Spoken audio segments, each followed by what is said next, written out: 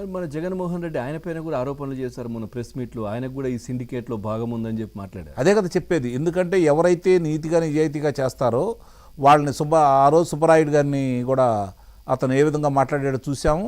అలాగే రామ్ సింగ్ గారు వాళ్ళ బాబాయ్ గారి హత్యకు సంబంధించి సిబిఐ ఆఫీసర్ రామ్ సింగ్ గారు గూగుల్ టేక్అవుట్ ద్వారా వీళ్ళ జాతకాలు మొత్తం బయటపెట్టి 3 రోజుల ముందు నుంచి అవినాష్ రెడ్డి ఎవరితోటి మాట్లాడుతున్నాడు, అవినాష్ రెడ్డి జగన్మోహన్ రెడ్డి గారి ఇంట్లో ఉన్న వాళ్ళతోటి ఎవరితోటి మాట్లాడాడు.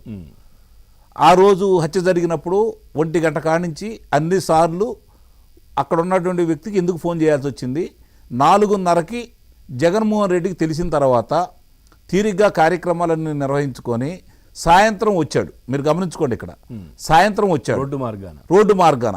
అది నిదానంగా వచ్చిన వ్యక్తి ఏం చేశాడు, రాంగల్లోనే కూర్చొని వాళ్ళ బాబాయిని అంటే అతను ముందు వీడియో చిత్రీకరించినట్లు, లేదంటే అతనికి వీడియో తీస్తూ ఆయనకు చూపించినట్లు, ఎక్కడ ఏం జరిగింది, ముందు ఏ పోటు పడింది, గొడ్డలి పోటు అని చెప్పని అప్పుడున్న వాళ్ళకి ఎవరికి తెలియదు ఆయుధం గొడ్డలని సంగతి.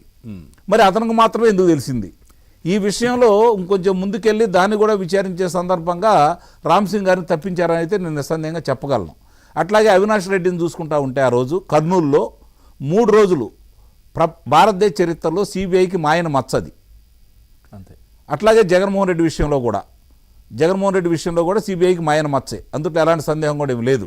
ఆ 2 విషయాల్లో ఇంకా సిబిఐ వాళ్ళు అతన్ని కాపాడటానికి ప్రయత్నం చేస్తున్నారంటే నాకు తెలిసినంత వరకు ఇది సిబిఐ అధికారులది పొరపాటు నేను భావించాను. సార్ ఇంత చేశారు కదా, సిబిఐ ఆఫీసర్కు సహకరించకపోవడం, వాళ్ళని చంపుతామనడం, బాంబులేస్తామనడం, కేసులు పెట్టడం, ఇంత చేసి ఈ ఇష్యూ కల్తీ మద్యానికి సంబంధించి సిబిఐకి ఇవ్వండి, సిట్ కాదంటున్నారు. అదే కదా, దాంట్లో వాళ్ళు సహకరిస్తున్నారు కాబట్టి వాళ్ళు చర్యలు తీసుకోవట్లేదు కాబట్టి వాళ్ళ జోలికి వెళ్ళటం లేదు కాబట్టి. అది ఈరోజు చూసుకుంటా ఉంటే 12 సంవత్సరాల 1 నెల 3 రోజులు జగన్మోహన్ రెడ్డి ఆయనకి బెయిల్ పొంది, అలాగే ఒకరోజు తక్కువగా నేను చెప్పిన దాంట్లో అతను బయటికి రావడం కూడా జరిగింది. సెప్టెంబర్ 23, 2013 అతనికి బెయిల్ వచ్చింది. 2024 అది సెప్టెంబర్ 24వ తారీఖు నాడు అతను బయటకు వచ్చాడు.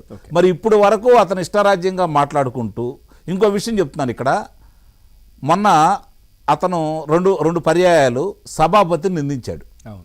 మొన్న అసలు ఆ మాట వినగానే అందరికి అనిపించింది సభాపతిని నిందించాడు. సహజంగానే మీకు ఒక విషయాన్ని గుర్తు చేస్తాను నేను.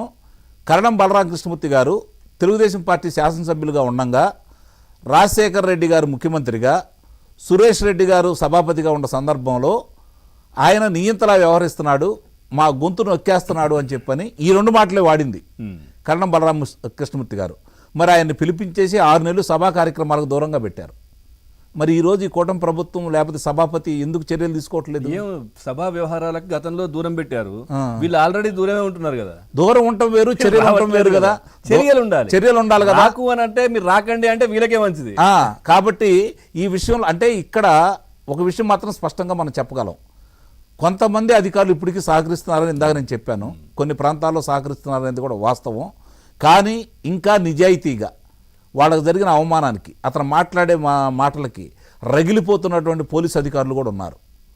వాళ్ళని సరిగ్గా సద్వినియోగం చేసుకొని కరెక్ట్గా 72 గంటలు కనుక వాళ్ళకి ఫ్రీ హ్యాండ్ కనుక ఇస్తే ఈ జగన్మోహన్ రెడ్డి అంటుకో బ్యాచ్ని ఏం చేయాలో చేస్తారు. నిజంగా మీరు అంటున్నట్టుగా బాలకృష్ణ గారి విషయంలో జగన్మోహన్ రెడ్డి మొన్న సభాపతిని నిందించడం ఒక మాట మాట్లాడారు ఆయన, మనం అనలేకపోతున్నాం కానీ ఖచ్చితంగా దానిపైన చర్యలు అయితే తీసుకోవాలి. ఇప్పుడు దాంతోపాటు ఈ జోగి రమేష్ విషయం కాడికి వచ్చేసరికి అంటే మన టాపిక్ పక్కకి వెళ్ళిపోయింది, ఇప్పుడు ముఖ్యమైన అంశం అదే కాబట్టి ఈ జోగి రమేషే కర్త కర్మ క్రియ, అతను ప్రోద్బలంతో నేను చేశానని చెప్పని స్పష్టంగా అద్దేపల్లి జనార్దన్ రావు దానికి సంబంధించిన వాళ్ళు ఈరోజు చెప్తా ఉన్నా కూడా అతను బయటకు వచ్చేసి ఈరోజు చంద్రబాబు నాయుడు గారిని కావచ్చు, మిగిలిన వాళ్ళు కావచ్చు, అతను మాట్లాడే విధానం చూసుకున్న తర్వాత ఈ రోజు వరకు కూడా ఎందుకు మంచి ప్రభుత్వం అనిపించుకోవటానికా, లేకపోతే మన పెట్టుబడులు ముఖ్యం, ముందు పెట్టుబడులు తీసుకొచ్చిన తర్వాత ఇక్కడ సంగతి చూద్దాం అనుకుంటున్నారా? ఈ 2 విషయాల్లో మాత్రం ప్రభుత్వం వాళ్ళు మనకి సమాధానం చెప్పాలి. ప్రసాద్ గారు సార్ నమస్కారం. ప్రసాద్ గారు సార్ చెప్పండి సార్, మీకు ప్యానెల్లో ఉన్న పెద్దలందరికీ